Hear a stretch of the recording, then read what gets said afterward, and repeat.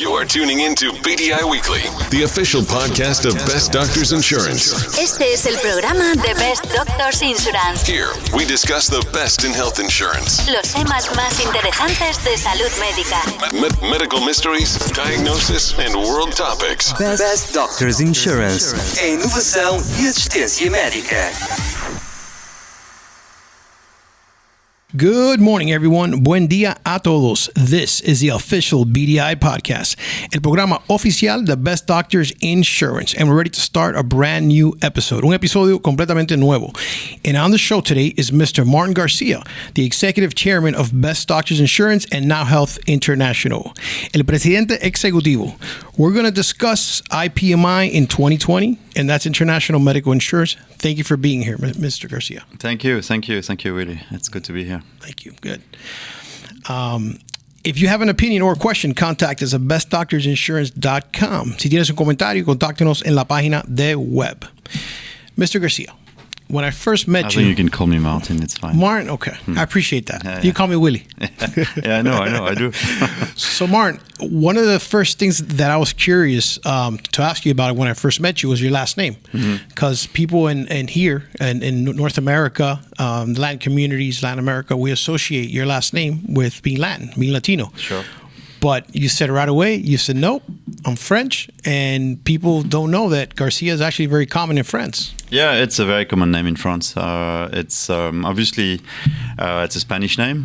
Spain is next door to France, so there's been a fair amount of immigration over the years. In fact, historically my family comes from Belgium. My grandfather was from Belgium, and Flanders, which is Holland, part of Holland and Belgium, was occupied by Spain for a while. Was a Spanish colony for a while. I mean, that goes back probably to the 18th century. So I guess somebody must have gone to Belgium at that time and stayed there, and the name stayed. But I mean, it's I think Garcia is the third or fourth most common family name in the world. So it's a well shared name around Latin America, Spain, and everywhere in Europe. Cool. Well, some people may think you're Latin off the bat, and they figure out you're not. Either way, it's cool. Either way. Well, I am sort of Latin because as you know, French is a Latin language as well. So we have common roots, I guess. Unfortunately, I don't speak Spanish, but I do understand a fair chunk. But you do understand. Yeah, I understand a fair bit, but I can't speak Spanish, so I gotta speak in English. Well, that's all right. It's all right. So, how did you get into this international health insurance industry? Well, that goes back a while. I've been in international medical insurance since 1992 and 93, I think. Wow. I joined in France a company called Henner, which is one of the leading provider for domestic healthcare, but also international healthcare. I joined them to develop their profile outside of France. So I spent a fair amount of time throughout Europe, but also in the Far East, in Hong Kong and Singapore, where I always had some affinities. So that's how I got going. And then in 94, I moved to Dubai to join a company called Good Health, which was establishing there at the time. And that business grew rapidly throughout the Middle East. I moved on to Hong Kong in 97 to build their profile in the Far East. And I became the managing director of the company in 2002. And we've had some pretty rapid growth. The market was very favorable at the time. And in 2007, through an auction process, we sold the business to Aetna, the big US insurer. I'm sure you've heard of them. And that business became their international department, that international division, and it grew very rapidly to become a multi-billion-dollar organization now. So that was a success. But so I've been doing this for a long time. I'm kind of a one-trick pony, and that's hopefully a trick I do okay. Yeah, and you've lived around the world. What has been your favorite country as far as to live in? Well, I mean, I'm from France, so it's a nice place. I go there on a regular basis. I still love to go back there, but I've lived in the UK, which was very enjoyable as well. I love London. It's a very dynamic and multicultural city.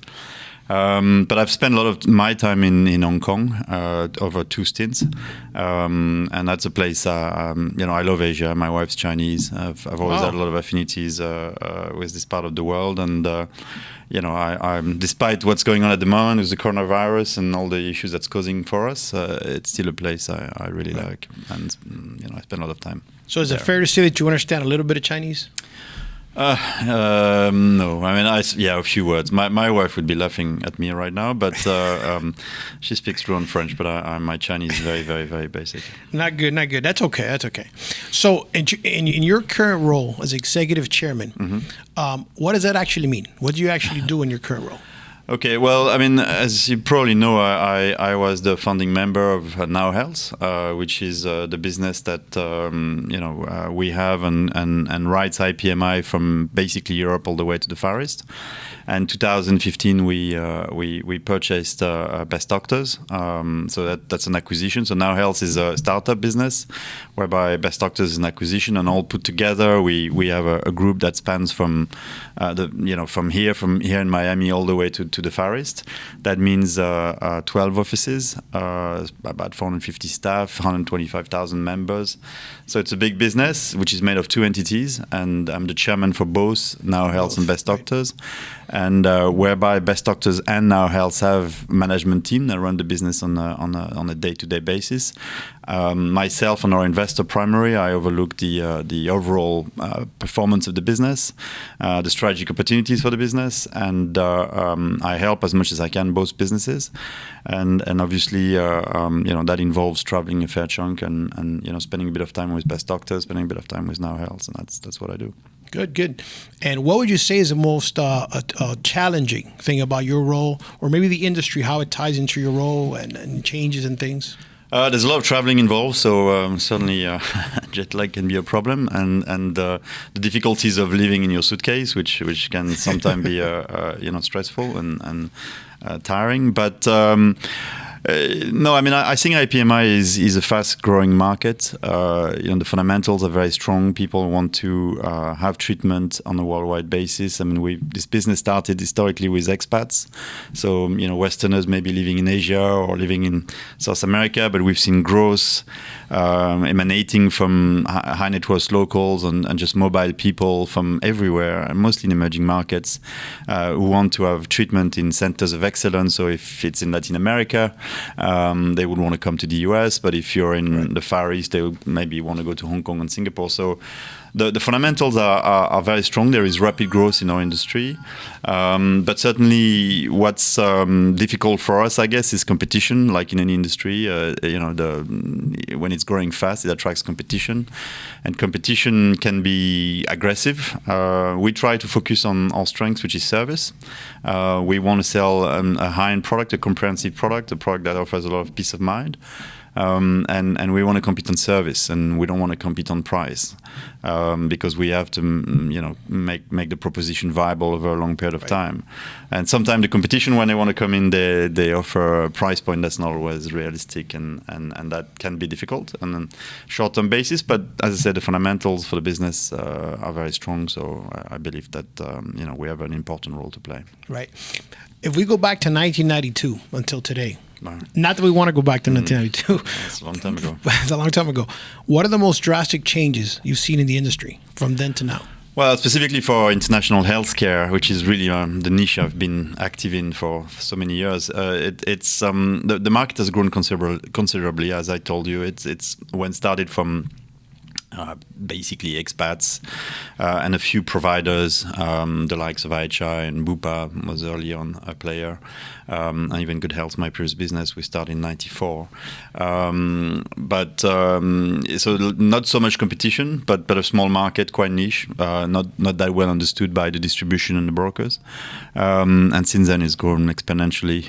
The people that's starting to buy those products have grown massively because more and more investment going into China and Hong Kong and Singapore and all sorts of other markets.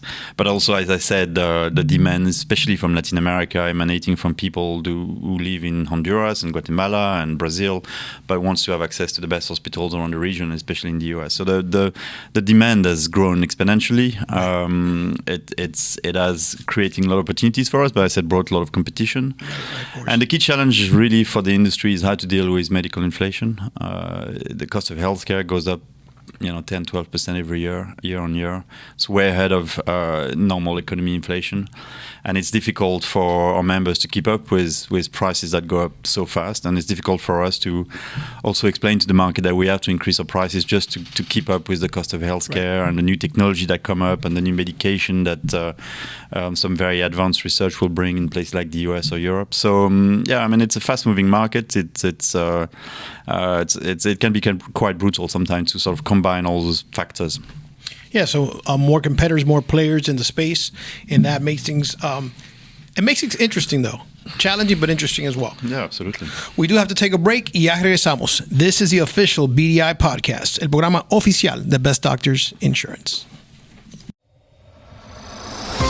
You are tuning into BDI Weekly, the official podcast of Best Doctors Insurance. Este es el programa de Best Doctors Insurance. Here, we discuss the best in health insurance, Los temas más interesantes de salud médica.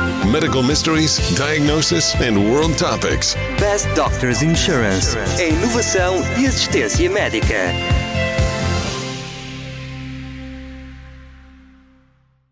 Willie Bermudez back with you. Aquí seguimos. We're discussing the IPMI industry and, of course, Best Doctors Insurance with the executive chairman, Mr. Martin Garcia.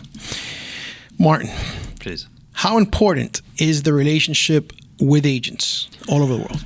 It's paramount. Agents and brokers are, the people that bring the business to us. We now Health and Best Doctors are 98% intermediated businesses.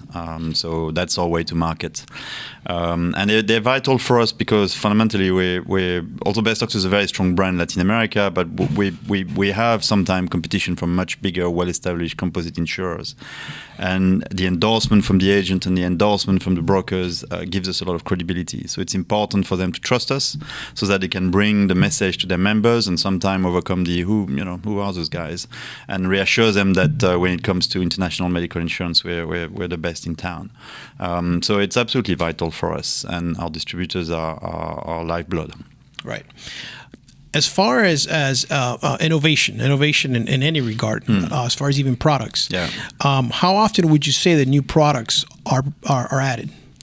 Well, we try to be as innovative as possible. Again, we are a niche market player. We specialize in international medical insurance, so we have to be ahead of the game as much as possible. I think you constantly have to look at benefits and the coverage that you bring to those benefits. Medicine evolves at a rapid pace, and new technology, as I said, and new medication come on the market, and we need to make sure we keep up with that.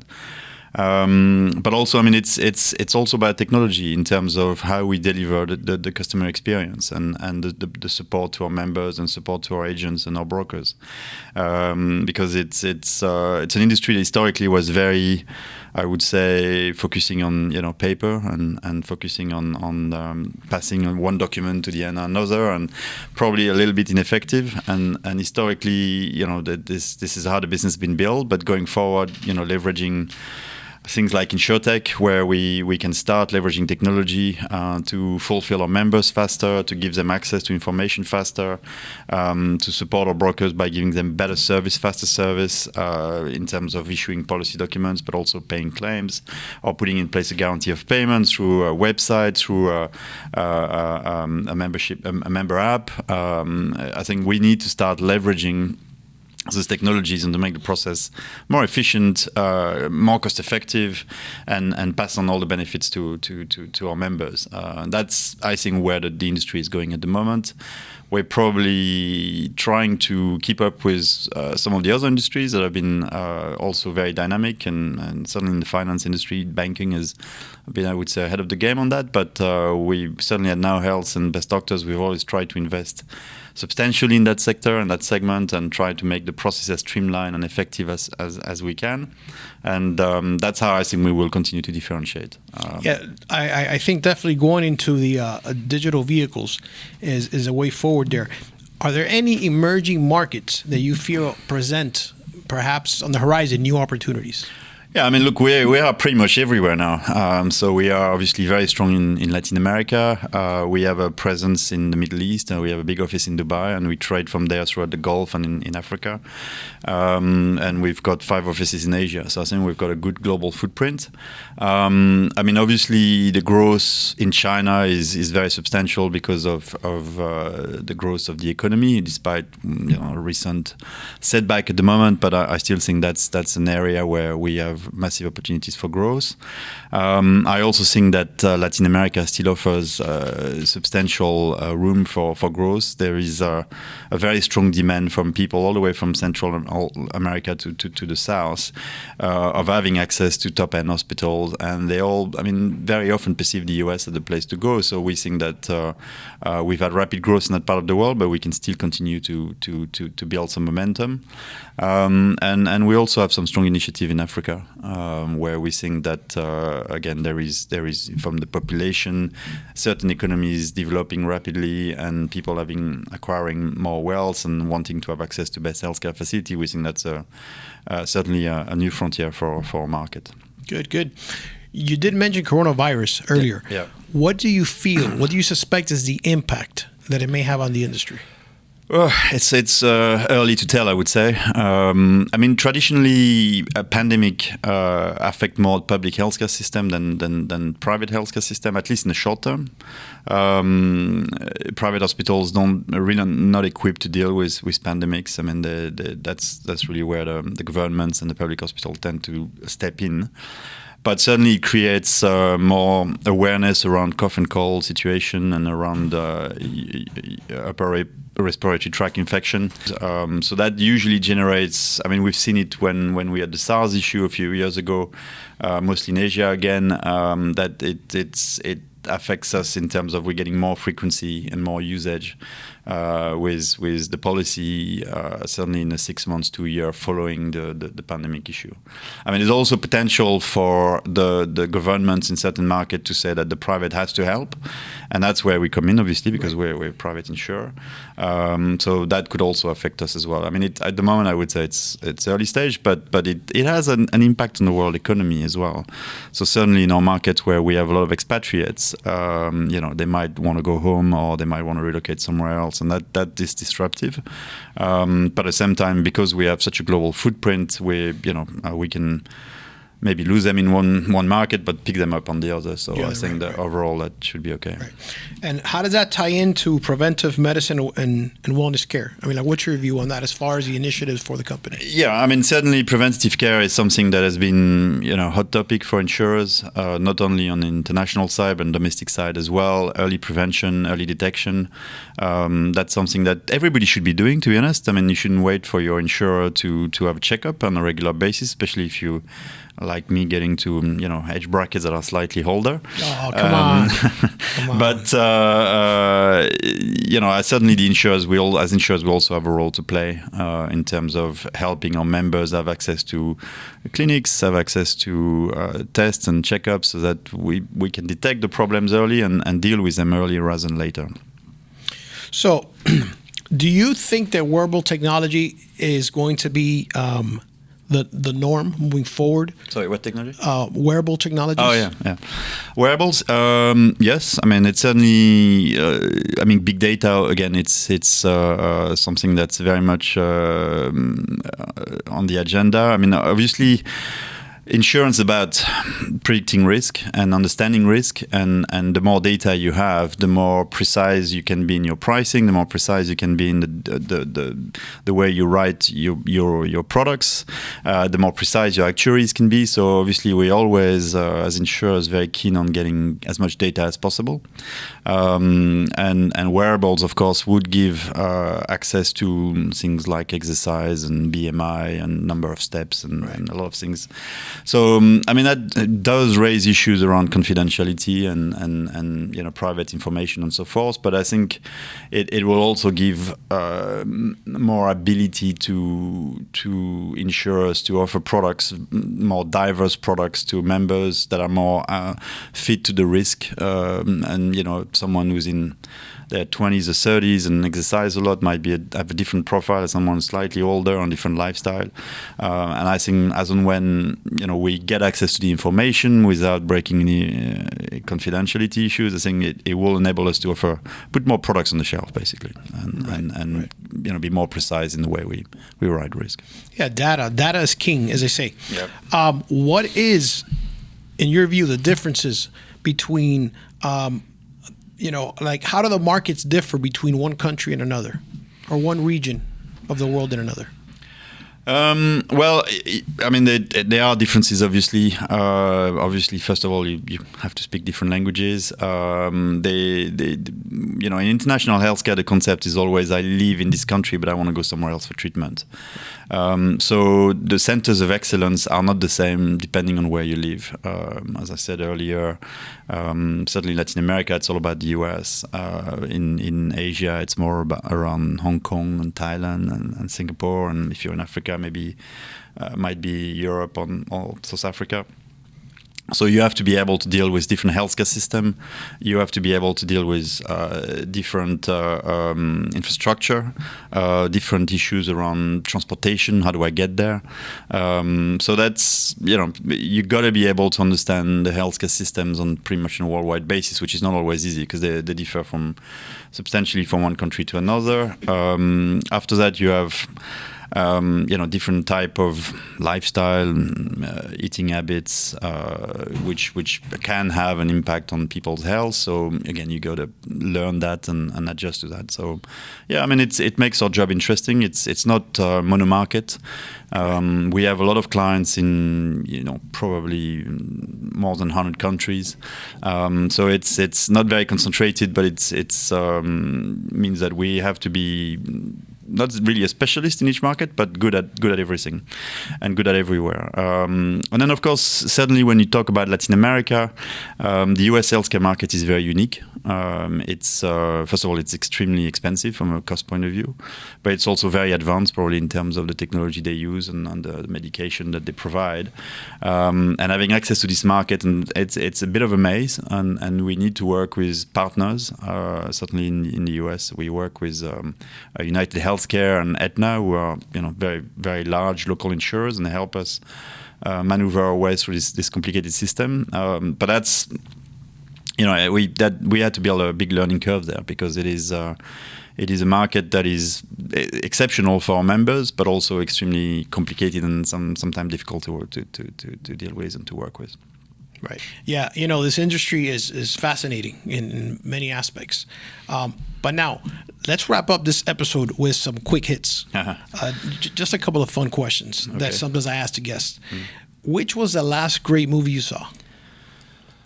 Okay, I saw a movie a couple of days ago called 1917. Oh, the war movie. Yeah, the war movie. Yeah, First World War, which was, and it's all shot as one. It's supposed to be one big shot, and you stay very close to the protagonist, and obviously going through a lot of difficult times. So it was quite an impressive movie. I enjoyed that, and then also I'm a big Tarantino fan. So Once Upon a Time in Hollywood, I really enjoyed that. Oh, all right, good stuff. So Martin, I know you mentioned you were older just now. Yeah. But I don't agree. But I do know that you like quite the modern music. I understand you like techno style house music. Yeah, I mean, look, I obviously grew up in the 80s. So, I mean, look, when I was younger, I would listen to maybe people like New Order and Depeche Mode and The Clash. But yeah, I mean, in France, we have electronic dance music. And I'm sure you've heard of Daft Punk as an example. And I quite like those guys. So, yeah, there's this kind of music that I enjoy. But I mean, look, I enjoy music from the 60s, 70s and up to now. So, yeah, I'm quite eclectic. All right. I'm sure a lot of people don't know that about you. You like electronic music. That's cool. Actually, it's a cool thing. Now, wine. Yeah. Now, this debate has always been going on. California or France? Who has the best wine? Why? Oh, there's no debate. France is the best wine by far. No debate? Yeah, that's not even a debate. Let's not spend time on this. It's just quality, huh? It's definitive. France. The quality's in France. Of course. California is just imitating. No. I mean, they make very good wines in California as well. But I think when it comes to the top end stuff from Bordeaux or Burgundy area, I think that's still difficult to match. Yeah. So France, it is. Martin, thank you very much for being here. My we do pleasure. appreciate it. Your role here is invaluable. Thank you. And our friends, you're welcome. Our friends, that is our time. Thank you for joining us this afternoon on the official BDI podcast, el programa oficial de Best Doctors Insurance. Tune in every week for a new episode. Los episodios siguen cada semana. Connect with us anytime on social media, en las redes sociales. BestDoctorsInsurance.com. Have a great day and don't text and drive.